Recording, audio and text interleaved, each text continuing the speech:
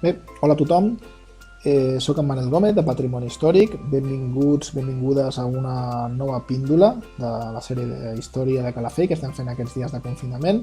En aquesta ocasió ens traslladarem als segles XVIII, XIX i inclús a principis del XX per parlar del fenomen dels indians o americans i l'empremta que van deixar al nostre municipi, tant a nivell arquitectònic com a nivell econòmic i social. Farem una breu pinzellada de tot plegat. Per començar, qui eren aquests indians? Bé, quan parlem d'indians parlem concretament d'aquelles persones que migren a ultramar, principalment a Amèrica, treballen allà i proven de fer fortuna per després tornar a la seva terra d'origen. Generalment acostumen a ser fills de casa bona, que no són hereus, els fills cavalers, o bé nois que marxen empesos per la misèria sent joves o a vegades inclús pròfugs del servei militar. En definitiva, es tractava d'una aventura a ultramar buscant un futur millor.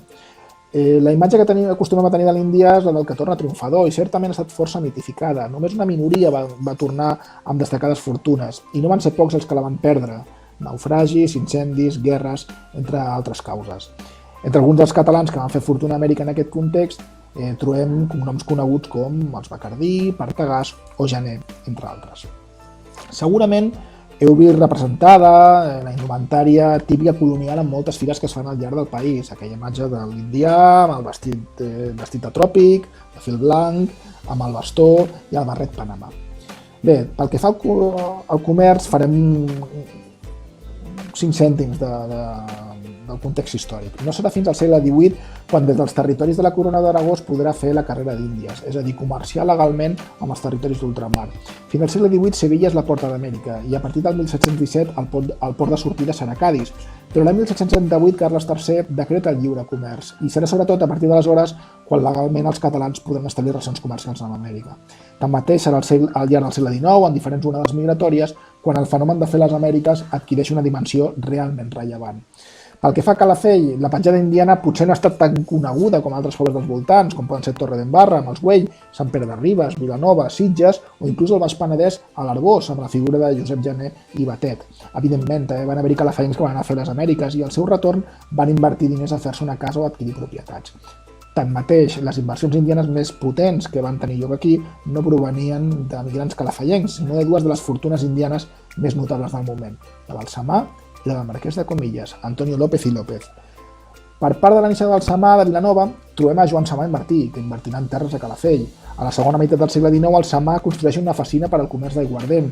Al mateix indret es pot apreciar, encara avui, una capella neoromànica, construïda més endavant. Encara es poden apreciar també vestigis del Samà a l'arquitectura de l'esteleria. Tanmateix, el Samà que va deixar més empremta a Calafell va ser Antoni Samà i Urgellès, marquès de Samà. L'origen de l'arribada del ferrocarril a Calafell estan els interessos del marquès per exportar a Amèrica el vi i l'aiguardent produïts a l'esteleria. Samà era accionista de la companyia de ferrocarril que tenia la concessió de la línia Barcelona-Valls i de la que el vilanoví Francesc Gomà era promotor de projecte. El tram es va inaugurar a l'abril del 1882. Un altre negoci en el que el marquès de Samà estava ficat era la conducció d'aigua potable i a l'arribada d'aigua corrent a Calafell l'any 1878 també va estar involucrat el marquès de Samà. Una placa commemora la font de la plaça Catalunya i recorda aquest projecte. El marquès de Samà, com altres indians, també va fer altres contribucions de caire filantròpic al poble, com el finançament de les escoles públiques, on hi ha l'edifici actual de l'Ajuntament, a la plaça Catalunya. Fruit d'això, d'aquestes donacions, a un ple municipal de l'any 1886 se li dedica un carrer com a prova de carinyo. Altres elements del Samà a Calafell que es poden reconèixer avui són Cal Perico, la residència d'estiu de la família, de bell estil colonial i que va ser adquirida ja a finals del segle XIX per un altre indià de qui rep el nom amb què ha arribat als nostres dies, i la finca Los Aguacates, a la Sínia, primera mansió d'Antoni Samà a Calafell i que va ser ocupada més endavant per la seva filla Ramona. Del marquès de Comillas, l'altra gran fortuna indiana que va invertir a Calafell, destaca el mas de Cal Bolabà, avui convertida en dependències de l'Ajuntament. La figura del marquès de Comillas va ser, com la de molts altres indians, molt controvertida per la qüestió del tràfic d'esclaus. Una polèmica que ha arribat, ja ho era llavors, i ha arribat als nostres dies amb la recent retirada de l'estàtua del marquès de Comillas a Barcelona.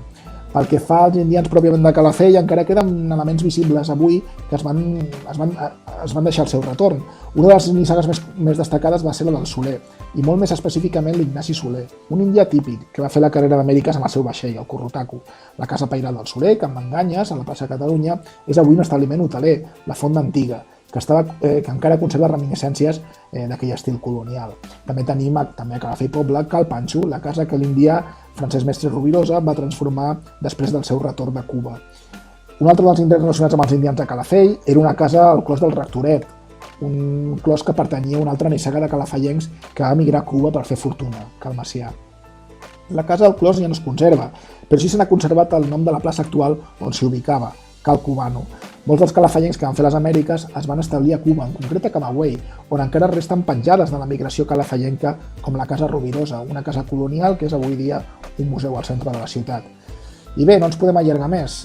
Esperem que quan puguem tornar a fer les rutes pel patrimoni ens la trobem amb vosaltres i per conèixer tots plegats una mica més sobre el nostre ric patrimoni cultural.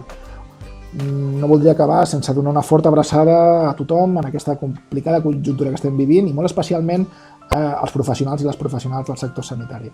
Una forta abraçada per tothom.